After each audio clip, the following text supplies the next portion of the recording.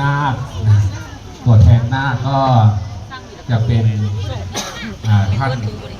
รองผู้กำกับสพเขาค้อพันตำรวจโทประกิตมีคำแล้วก็นาคนะแล้วขอเจริญพร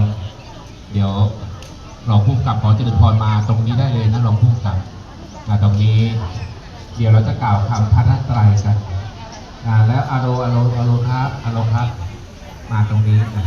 เดี๋ยวนั่งลงให้เรียบร้อยเดี๋ยวโยมกล่าวคำกราบพระพร้อมพระอาจารย์นะถือดีๆลูกถ้าพร้อมแล้ว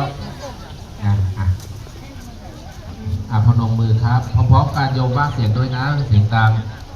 อะระหังสัมมาสัพพุโธภควาพุทธังภควันตังอภิวาเทมิสวากขาโตภควตาธัมโมธัมมังนัมสสามิสุปฏิปันโนภค